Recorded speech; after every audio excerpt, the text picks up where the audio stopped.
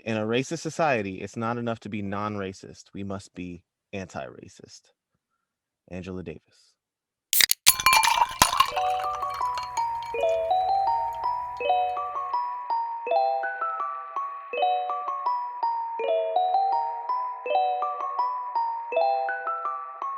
What's up, peoples?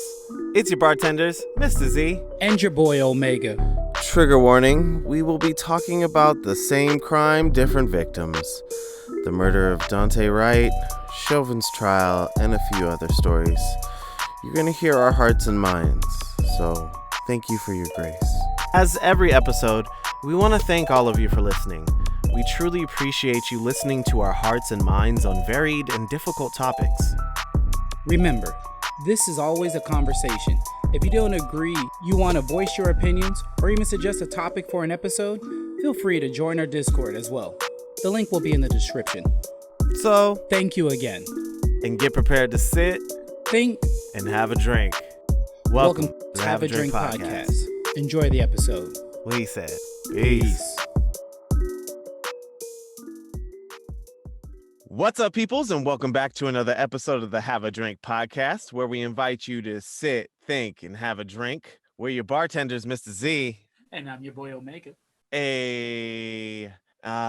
And today, unfortunately, much like our recent episodes, we are going to be talking about the recent violence towards people of color, especially at the time of this recording. The recent violence that we're talking about is for Duante Wright and to Karan Nazario, who's the second lieutenant of the U.S. Army Medical Corps, and Duante Wright, young 20-year-old father of a baby. Both just assaulted. One, a young man, Duante, lost his life in his meeting with the officers, and second lieutenant survived his altercation, but man, it was just so blatantly terrible. You know, it's crazy because the only thing that I keep hearing people say is, why don't they just comply? Why don't they just comply? You have two people that complied and listened and did what they were supposed to do. The young man, unfortunately, did decide to slightly resist. And I know it's weird to be like, how do you slightly resist? But it's like, it could just be voicing your opinion or slightly moving your body in a way that they don't like could be considered resisting. And the way that the camera was set up, or the body cam set up, it's hard to kind of tell definitely what was really going on. And you couldn't really hear anything from what I've been able to see. And then to see the officer reach for her service pistol and shoot this young man, and then claim that it was a misfire because they meant to grab for their taser was very unfortunate. And the issue with the second lieutenant was he was pulled over, which they claimed for a traffic violation, and he is clearly in uniform, sitting in his vehicle, speaking as calm as possible, complying, hands out, but they are just you're using bully tactics to get him out of the vehicle and trying to get to him. And all he's trying to ask is, what are you pulling me over for? What's the problem? And both of these videos are very hard to watch. Both of them are very hard to watch. You know, you resist, and I keep hearing the same thing, you know, we resist, we die, we comply, we die. I mean, we're, as a society, in my own personal opinion, I feel like we're so desensitized to the true nature of what policing really has been about. The way police has been used historically and in recent history, I'm not even talking about within the last few months. I'm not even talking about even within the last 5 years. I'm talking about even in the 90s, in the early 2000s, in the 80s, you know, in the 60s, 70s, you know, like police were used to regulate and kind of continue to bring down the communities of color. So whether you're, a Black community, whether you're a Latinx community, just or any immigrant community that's come overseas, like the police force has been used by those with privilege, whether you're white or not, have been used by those with privilege in order to keep those less fortunate down.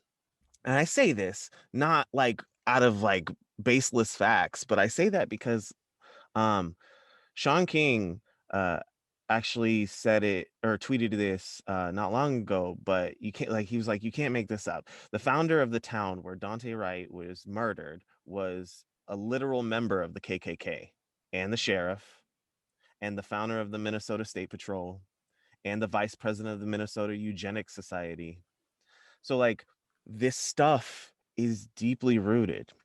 The problem I'm having is that you and I are continuing to have this conversation, and the only people that are listening to us are the people that feel the same way as we do. The problem I keep having with not just this conversation coming up, but like these instances that they keep coming up is society showing outside the people that are speaking up.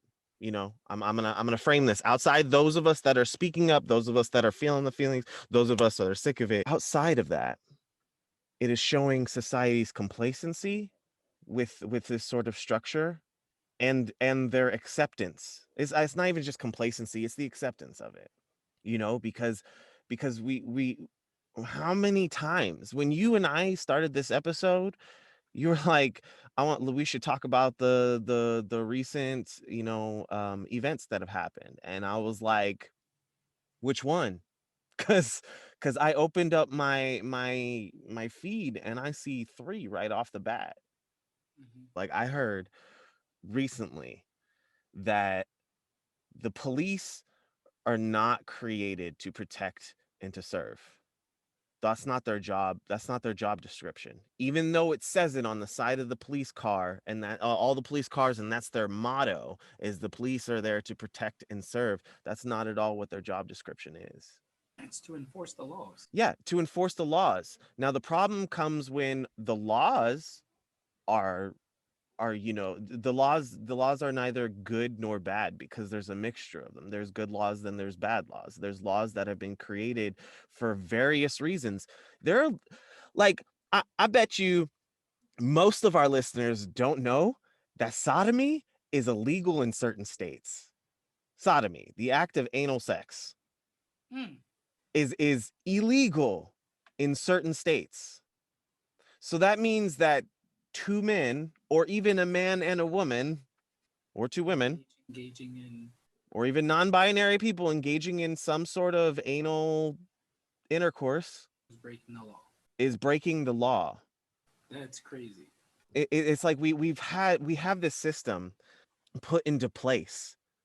We have all these politicians, we have all these people of power, we have all these things that are set into place where it's like if something goes wrong, what did Obama say? Go out and don't just be angry, vote. Well, what do all these people in the places of power say? It's because they're trying to reinforce that status quo. We're electing these officials in order to go in our place, in order to go and they say they're going to stand up for our rights, they're all for these things, and then they get there and what the fuck do? Not a damn thing. They just continue to create and maintain the status quo because that's the system. The system is obviously broken because we're having this conversation again. The system is obviously broken because it's an unending chain of events that not just happen to black people, fucking happens to white people of a lower social class. You know, it happens to Asians of all races. You know, but yeah, like we're so stuck in this broken system that in order to create the change, we're gonna need to go through some massive uncomfortability. Right, right. And it's very difficult. I mean, you brought up a lot of great points, a lot of great points.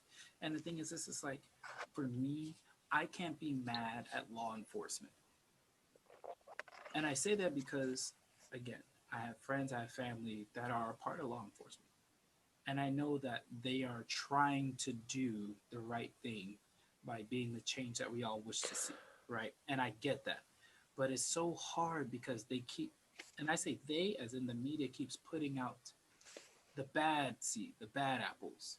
They keep showing that. over and over and over again, to where people just want to see us getting beat up, getting shot, getting battered. And then that's it. And then every now and then they want to sprinkle in a, hey, there's this one officer who sat outside and studied with an autistic child. There's this one officer who played basketball with these underprivileged group of kids. There's this one, another officer that did. And I'm like, yes, I get it. There are good cops, there are bad cops, but we keep giving the bad cops all of the attention. And generally, who are they beating, killing, or assaulting? Us, us. And I'm like, stop showing me that. If you guys want to say they assault white people more, show me. And I'm not See, saying show me because I want to be see people get beat up. I do have a question for you. Yes. In that same instance, remember when we were talking about I and when we watched that video of the mentally ill man who had just, I guess, murdered his grandma or his mom, who the one who was stomping out the The Asian lady yeah, in the front of the Filipino store. woman Oh my in the god. front of the store. Okay, and how mad you were at the bystander men that did nothing, right? Yes. Put them in police out uniforms. Put all that scenario in police uniforms. That same feeling that you got by watching the men just stand by and watch is how people feel when the cops, the people with power and authority who can't get arrested for assaulting another officer, just stands and watches or doesn't say anything. Like, yeah, we know tons of great police officers. We know tons of great people who happen to be officers. The problem comes when those great people are just standing around and watching, or those great people don't don't go arrest that motherfucker on sight. When those great people continue to defend the actions of another, of the bad one. So like, so I mean, I guess, would you feel that same way, if the I still situation do. was flipped? I still Like you do. would be just as angry, right? I am. And I say that because this is another thing. Think about this too. This is something else. I'm sitting here looking at the other officer who just resigned for killing that young man. What is she? White A white what? white woman. White woman. Who's the other white woman that just got convicted? Amber Geiger for the Botham Jean. Mm, right. Notice how they're convicting The women. the women. See what's going to happen with this next case. Because now, even though we're all talking about Karen this and Ken's that, they are making examples out of these white women. Because this woman's name came out there that fast. But This you see woman's how face came out there that fast. they're willing to jump on the marginalized groups. Yeah, yeah, yeah, yeah. Women, people of color. Like if it's an officer and they're black and they fucked up, instantly fired and arrested. If they're a woman, obviously, instantly fired and arrested. Like it's not the people, white males, who have, whether they realize it or not, the power and authority and the privilege, that are not getting the immediate action that needs to be taken. It's all this back and forth of, oh, he has such a good future, he's such a pillar of the community, he does this, he does that, he did this, he did that. Like, oh, don't worry. Like I don't give a fuck what Tom did on Sunday when he was in the backyard in the barbecue. I give a fuck what he did when he pulled out his gun and fired it at the unarmed black person who was less of a threat to him. Unarmed person. I don't even care if they're just black, just unarmed person. It's like these are lives. This is not a video game where you can press reset and start over. This is just lives in general. Like and I'm saying I'm taking out the color for a reason. Mhm. Well, yeah, because yeah, it's I not just care just about human life in general. Human life in general. Why is one life more important than another life? It's like, yo, that's not okay. It's not okay. the illusion of I don't power. care what color, what race, what creed, what gender, what anything. A life is a life. A human being is a human being. Why is one less than the other in general? And that's where I have the problem. Now, this Chauvin guy, If he doesn't get the book thrown at him, there's going to be hell to pay. Especially with the added thing of this young man being shot and killed in the same city, 10 minutes away from the trial. They're probably going to throw the book at this woman if possible. But so if this guy gets off, they're going to throw the book at this woman. That's what I really feel. We'll know because from what I see, I think they're going to. Yeah, it's looking like the defense is expected to finish presenting its case this week, with closing arguments slated for Monday. So we may know something within the next week or two. And I kind of I kind of go in and out on this whole Derek Chauvin's murder trial. For the people who have the arguments about like, oh, George Floyd had this record, he had that record, all these people, they were drug dealers, blah blah blah. Are criminals supposed to get shot and killed on the spot too if they're unarmed? Is that part of the law? Like, I'm confused. Like, everyone's okay if I feel it's just the weirdest thing that the defense is trying to justify George Floyd's murder by bringing up the fact that he had a record, when no matter what the person has done, it doesn't lower the quality of their life. It doesn't lower the value of their life. Like, do we just kind of skip over that? Like, why are we fighting so hard to just say stop killing people? Hey, do better. Hey, get more years of training than just 6 months, than just 2, 3 months, than just 1 year of training to be an officer. Go through years. Go through 4 years like you would a doctor, a person who sticks sharp things inside of you to help fix you. They've got deadly weapons all the time. And yet, I hear about way less of them motherfuckers killing people on purpose or accident. You hear it, but like, they do everything in their power because they've learned how not to. And if they fuck up, that's their job. That's their whole everything. And and again, we are not. No, Sorry. no, no. Don't be sorry. We we we as individuals, we as a team, we as a business, as a company, we are not saying that we don't understand the not the severity, but the dangers of the job. We Right. are very, very aware of the dangers of the job. We know that you have a split second, less than a split second, to make a life or death situation choice, to make a choice, right? And your life is literally on the line every waking moment as an officer.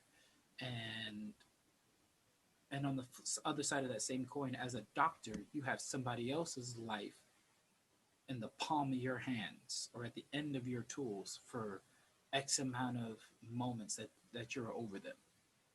So we understand the severity of both jobs. What we're saying is the way it is the doctor's job to preserve life should be the same for the officer. Preserve life and give them the chance at a trial. Preserve life. I understand 100,000%. It's easier said than done, but try. That's all I ask is just try. It is very, very, very, very scary to know that at any moment one of our lives can be taken. I got pulled over a few weeks ago for my tags, right? Putting my business out there because I'm trying to get my car to pass smog. So I've been struggling with that, trying to get things fixed here and there, and it still hasn't been working. I was deathly afraid, shaking, afraid. And do you know what brought a little bit of comfort? Was when the officer was approaching my car, he did not have his hand on his gun. That was the first time. I'm talking about a traffic stop where the officer did not approach my car with his hand on his gun. Now, a lot of people are like, well, why is that such a big deal? Because I've been staring at the end of a barrel of a gun by a cop on many occasions, more than I wish to count and talk about. So that one thing brought not even comfort. It lowered my levels just a little bit. And y'all hear this is coming from the brother who is the most upstanding person between the two of us, the most upstanding person. Like, you hear me, I'm loud and obnoxious, like I'm passionate, but like like the Omega, like Omega, the person who is the least threatening to any person, just like, I mean, don't get it confused, could kick your ass and dismantle you in a second, but like as like the most gentle, loving human being I've met, to have that level of fear, because it doesn't matter what you've done in your life, you still feel that fear, because they don't look at what you've done in your life, they don't look at who you are, they just look at what you are. That's mm, At the end of the day, I'm just another nigga. to them, yeah. That's the scary part. I'm just another nigga. What kind of nigga am I? And that's the problem. You know, again, I am not against law enforcement at all. I support my law enforcement because why? I understand what they're doing and I understand the purpose of their job and I get it. But what I don't support is these people, these murderers, getting away with saying I was scared. Because why is it okay to justify your fear to kill somebody? Why is it that it's okay that you can be afraid and you can shoot and kill me, but I can't be afraid and question why are you doing the things that you're doing to me? Why is that not okay? I am afraid to even stand up and speak up to defend myself. Notice how I didn't say punch, kick, no, do whatever to defend myself. I said speak up to defend myself or to justify or to get clarification. I can't even do that for fear of it getting escalated. Them not having de escalation skills or understanding of my de escalation skills and going right to from don't question me, shut the bleep up and here. Take it. No, no, no, no, no. Because when I get stopped or when I have an interaction with them, there's three things that go through my mind: get home safe, don't move too fast, and will my legacy be tarnished when I'm gone? Those are the three things that go through my mind. Get home safe, don't move too fast or say or do anything, and will my legacy be tarnished if I'm gone? And that's crazy. Those are the three things that go through my mind. And I say that because it's like I'm thankful that they're bringing up these good pictures of Dante with his son. These are pictures of this young man with his son smiling. They're showing good pictures of this young man. Not No, we are showing good pictures of this young man. That's the thing, is like, in a system that's so broken, they're so used to going the same route of things. yeah, Like it's it's it's so weird to see all the little way the knobs turns. Like, the more you get into different businesses, the more you get further into, you start to see the bigger picture of how America runs. Like, America runs through television. yes, Television is, if the past 4 years haven't taught our country anything, it's that TV runs it all, because our president was so concerned with ratings. Our president was concerned with television ratings while trying to be the president of the United States, because he understood, love him or hate him, he understood that that's how you can control America. That's how you control society, especially when you have such I would say, the middle portion of America, mm-hmm. you know, is so removed from each other. Like you see, like there's not that many like congregated, communities. Like people live in like miles away from each other, all these things, experiencing all these things. But what they get fed through television, they will believe. So you're putting like it, you will believe what you know. And if you're not given all the information, then you're willing to just believe that. If it starts off, this person killed this drug dealer because this officer killed this drug dealer during a traffic stop. That's all you hear. That's all you care about. Police officer, drug dealer, traffic stop. That's it. And so that's all that they'll feed. But then they start going into more of it, like depending on what channel you're watching, Fox, CNN, whatever. It'll either be that or, where the media is trying to get better or whatever it is. I don't fucking know. But it's all they're all run by like the same companies, the same, like you have Viacom, you have all these major networks and these major companies that ultimately control the narrative of what gets put out on their network. They have the final say of what you can and can't say on live air, and if you go against that, you get fired, you don't get any, You get fined. retirement, you get fined, all of these things. So to have all of that, like, it's, if you look on social media, it's people of color, it's the communities coming together and putting those pictures out.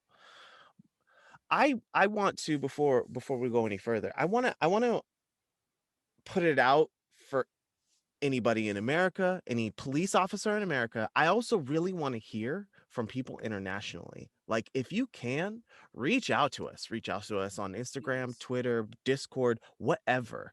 You comment on our picture you see, whatever it is. I desperately want to have a conversation with what the experience is like internationally, looking at America during, especially during these situations. And then the conversations that we need to hear are those officers that might have the opposite views that you and I do. I think with your level of grace and finesse, my passion, and their position, I think we would be able to get good information. I feel the same way that you do. Oh, it's not I care about people. I care about the continue, like, our all the things that we're hearing about the rise in violence against Asian Americans and Pacific Islanders, the violence against black people, black men, black women, the violence against trans people, the violence against the LGBTQ community in general, the violence that gets brought upon the less fortunate or the lower income communities. Like the sheer division. It's weird. It's the weirdest thing to watch. Like, it's like watching society get divided, and then once they do that division, they turn to the side that they divided from, whatever the one that holds the most power looks, and goes, they should be divided up more, because the total sum of their power would, if they realized it, would outweigh ours. So you just watch all this division, and I'm like, if you just cared about people, we wouldn't have the arguments constantly about universal health care. I don't want to pay for somebody else's health care. You already pay for somebody else's jailing. You pay so much for somebody else's stuff already, that, like, you don't realize it. It's only an issue when your leaders tell you it's an issue that they don't want to let go of. It's like this idea of, I want all the power. I want all the power, and I don't want anyone else to have it. When that shouldn't be what we're doing. So yeah, I'm right there with you. Oh, it should be about people. It should be, we are caring about the people. All the power to all the people. Say it again. All the All the power to power to all the all the people. people. Power to the people. Remember that. Because everybody only wants to say, they only say black power. Just remember, black power also said power to the people. All the power to all the All the people. people. That's what we want. All the power to all the people. Call me a socialist, call me whatever it is you want. But if me caring about my neighbor, me caring about someone else is what you fear, then maybe you should probably take a look in the mirror and really ask yourself, am I the one that has the problem? Because I'll also say this to you: we can't be free if you can't be free. Mm, Notice how I didn't say I can't be free, because it's not about the me; it's about the we. mm-hmm. All the power, all the people. That's right. All the power to all the people. There we go. I know we didn't do much like solution based conversation that we normally have. I know this probably to listeners might feel like, we're just kind of venting, but I mean it's the same situation, just a different coat of paint, There it is. There it is. and until it's something that's solved, until it's something that's corrected. I mean, you could be even in the military, in your uniform, serving your country, doing the most patriotic thing possible, and they still will treat you like another nigga. Cuz People don't understand that that happened so much before. They don't care what you did outside of the country. Great, thanks for fighting for our country, but you're here now, boy. Bow down, take a knee. That's hurtful, man. And to see that brother get pepper sprayed, pulled out of his vehicle, and treated with such disdain, such disrespect was hurtful. To hear about this young brother getting shot and killed is so disrespectful, so hurtful. And I know I'm probably going to lose some people on this, but even just to see this officer that did make a have a lapse in judgment, but know that she's going to get the book thrown at her because she is a white woman police officer.